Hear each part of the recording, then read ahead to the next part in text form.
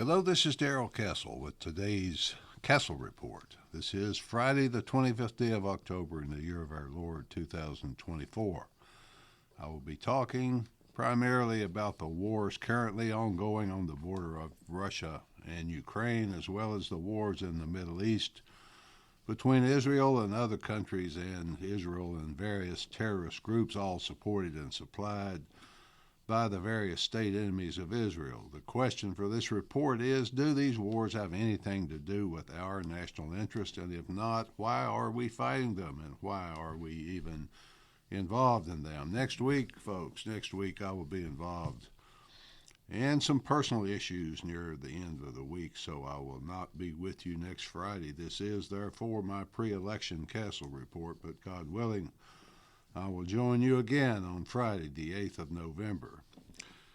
I suppose Ron Paul had the best line I've heard about the U.S. commitment to fighting wars that have nothing much to do with American interests. Quote, "When you take on the role of the world's policeman, don't be surprised when countries who cannot fight their own wars call 911, end quote. Yes, indeed, Dr. Paul, that's what's happening now. It continues to threaten America and the future of our people by bankrupting them, by abusing and stealing their labor, by threatening to drag them into another world war. I read the other day that President Biden is concerned that he will be leaving office without having established a foreign policy legacy. I strongly disagree with that concept and with President Biden that is indeed his concern. He has a foreign policy legacy. It is one of expending American blood and treasure in wars that do nothing for America except advance the cause and careers of neocons and the pockets of defense contractors. I don't want to forget the satanic goals of the world's globalists, because his legacy certainly helps their cause of world depopulation and global government. It seems right now that the Ukraine is on the verge of losing its war with Russia that started as a U.S.-led inspired coup in 2014. By the way, folks, I noticed the other day that the author of that coup, Victoria Nuland, a woman who has served each administration for 30 years, just retired. She announced her retirement a couple of weeks ago. I suppose she was able to see the end of her dream of continuous, never-ending war, perhaps coming to an end after the U.S. election, but who knows why she's stepping down from such a glorious stage. A few days ago, the president of Ukraine, Mr. Zelensky, came to the United States to campaign for Kamala Harris and Tim Walz.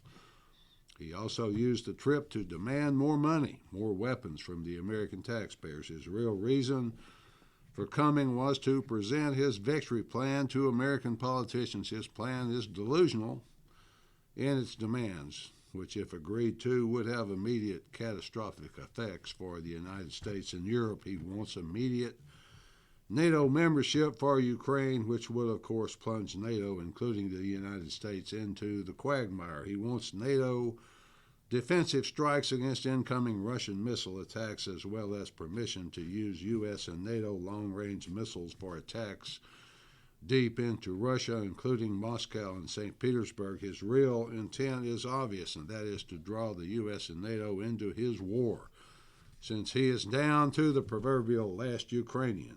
Step up, he says, step up and fight the country with the world's most nuclear weapons. Step up and join in a nuclear conflict that is completely unrelated to you. Mr. Zelensky also gave information to the Washington Post that North Korean troops are training inside Russia, excuse me, folks, and training inside Russia for deployment to the front lines in Ukraine. He warned that the alliance between Russia and North Korea is more than just exchanging missile technology. He said several thousand North Korean infantry soldiers are undergoing training in Russia. South Korea termed the reports, quote, highly unlikely, end quote, but Russia called it a hoax. I would call it complete nonsense and another false effort to get the United States to commit to a war that has nothing to do with us. The United States, with the most sophisticated satellite surveillance technology in the world, I'm certain could detect several thousand North Koreans training in Russia, so nonsense Think of something else, Mr. Zelensky. But if it isn't nonsense, if North Koreans are in Russia, well, I also remember when Cuba sent several thousand Cuban troops to Angola to fight for the communist world revolution there. The U.S. managed to stay away from that quagmire. No should be the answer. A firm no at that. No more weapons, no more money. We can help you with negotiations for peace if you want that help, but nothing else. The U.S. finds itself in a position in the world where it is involved in two bloody wars, neither of which concern the national interest of the United States, neither of which could continue without U.S. assistance. The attack of October 7th, 2023 by Hamas against Israel created a certain reaction of revulsion, anger within most of the people of the United States. We stand with Israel, we hear quite often these days. We even hear it from the pulpits of many of our Protestant churches. Our reaction was one of outrage, grief, concern for the 1,200 people killed and the many hostages taken by the Hamas terrorists. The stories of rape, torture, murder of women and children would provoke any civilized people to righteous anger. Right now, as a response to that attack, Israel appears to have launched a war of annihilation against the Palestinians in Gaza. The same civilized world, outraged by the Hamas attacks, is now seeing the corpses pile up in the streets of Gaza, some 41,000 corpses to be exact, although I question where that figure comes from. I wonder if it is accurate. It is nevertheless a lot of corpses, apparently, most of them women and children. The fact that the corpses are mostly women and children is not hard to believe, since urban combat is the most destructive kind of war for the innocent civilians. There is a lot of propaganda, a lot of AI, I know, but sometimes videos, even pictures, can be moving and convincing. The other day I saw a picture of a Palestinian woman holding the body of her dead baby. It moved me, I'll tell you that. The politicians and bureaucrats planned their wars, they launched their attacks, but the soldiers and civilians fill the cemeteries of the world. I wonder when people will stop believing them and start saying no to no more war for this cause or that, most of which mean absolutely nothing for the rest of us. The Israelis also apparently intend to invade and occupy the southern part of Lebanon, and of course they could not accomplish that without first degrading the military and command structure of Iraq and Syria. Once that formidable task is accomplished, they would be free to take on and destroy Iran, thus leaving the region virtually unopposed to Israeli objectives, whatever they happen to be. The problem is the Israeli military and the population of Israel have nowhere near the capacity to accomplish such goals alone, thus the need to bring the United States into the war to help attack and destroy Iran, its military, just as Zelensky wants us to do in Ukraine. I look forward to the day when the leadership of the United States will say no to such demands. The United States maintains a state-of-the-art military, we should tell them, for the defense of the United States and its national interest, and for no other reason. We will not allow our blood and treasure to be sacrificed for the goals of others. If you want to embark on a war against a much stronger opponent or a combination of opponents against whom you cannot possibly prevail, well then, good luck. In support of Israel's efforts to get the United States into the battle against Iran, the United States has agreed to station one or perhaps two THAAD air defense systems inside Israel, each manned by about 100 American troops to operate them. That these U.S. military men and women are stationed inside Israel is an absolute outrage.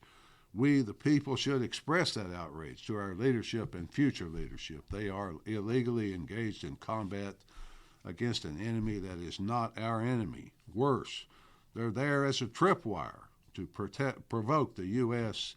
to a reason to attack Iran. The United States, in all likelihood, will soon start taking casualties inside Israel, which will create a media blitz for more U.S. involvement and retaliation. I would be in favor of giving Israel the same notice I recommended for Zelensky, i.e. no more money, no more weapons. So figure a way out of this without conquering your neighbors, or you are on your own. You're very good at making war, so find a way to make peace or make your own war without us. I know, folks, I know. Hamas started it. Hezbollah is worse. They both deserve it, but we are civilized people, are we not? We as civilized people are not supposed to gloat while the innocents are being killed. We don't rejoice or look away from the corpses of women and their babies in the streets of cities and countries that hardly any American could find on a map. In Vietnam, the United States dropped more bombs into those jungles than were dropped on Germany in World War II. In Iraq, the United States was responsible for the deaths of some 500,000 Iraqis before the mission was accomplished. It never was, though. Never was accomplished. The mission goes on and on, an endless cycle of war, famine, death, and destruction. The average American can just watch it all on the news. Those are real corpses, though. Sooner or later, those chickens will come home to roost. They are roosting already in some respects, since the U.S. now has more than $35 trillion in debt, spends about $2 trillion more than revenue each fiscal year. Ominously, interest is getting ever closer to revenue. If that were all, it would be bad enough, but there are more and more problems with the new woke high-tech military. A genuine thorough house cleaning seems to be desperately needed right now. I had and still have high hopes for Donald Trump in all this, although there are some disturbing signs out there. He says he can stop the Ukraine war very quickly. In his speech at the Al Smith dinner the other day, he said he will start work on that as soon as he is elected, which means before inauguration. I recommend that speech, by the way. Go back and listen to it, folks. It's about 30 minutes, but well worth your time. What are the disturbing signs that I mentioned earlier? Nikki Haley is the first and most disturbing sign. She is Mrs. Neocon, Miss Neocon, one of the worst people in the world. If you want continual war with no purpose except profit, then certainly you need Nikki on your side. She has hated Trump, but now she has endorsed him and said she will campaign for him. Tell her no, Donald. Tell her to go back to her neocon world. Stay out of your administration. Tell her that you have asked Tulsi Gabbard to be Secretary of Defense. That should do it. I so wish you would appoint Tulsi to that job, because neocon hearts would just fail all over the world. The neocons and their globalist friends, and I know that you know who I'm talking about, they're in this for the long game. They see any compromise as a victory, just another step on the road to their ultimate goal of a world government run by them. The Russians have an expression for all that tactic. They call it Kikivo in the Russian. I believe I'm pronouncing that right, folks. It was first used by Lenin. Stalin used it as well to mean the ultimate march to ultimate victory. Oh, you can negotiate and compromise from time to time, they would say, but the march to victory of communism over the Western economies would continue until victory was assured. My analogy today is that the globalists and the neocons are using the same tactics. I hope and pray that Donald Trump, if elected, will cast them away, tell them to never come around the White House again. These globalist depopulators are murderous in the implementation of their schemes. They live in a dark world where mass murder seems okay to them if it advances their agenda of depopulation and global control. In conclusion, folks, American law has long forbidden the transfer of U.S. weapons and other aid to nations engaged in gross human rights violations. How can we continue to talk of a rules-based international order and still support such things or engage in them ourselves? Finally, folks, someone has been running the executive branch for Joe Biden for several years. That dementia has taken his mind from him. Who are those people? Because they would also run it in place of Kamala Harris. She is just an actress, playing a role rather badly, I submit. People who vote for her must know they are reducing the United States into a system similar to the Soviets, in that a committee or secretariat, the Soviets called it, makes the decisions in place of the figurehead leader. That's where we are right now. Our future of our progeny depend on the good sense of the American people right now. At this moment, That is nail-bitingly tense. Nevertheless, may God's will be done. At least that's the way I see it, folks. Until November 8th, then, this is Darrell Castle. Thanks for listening.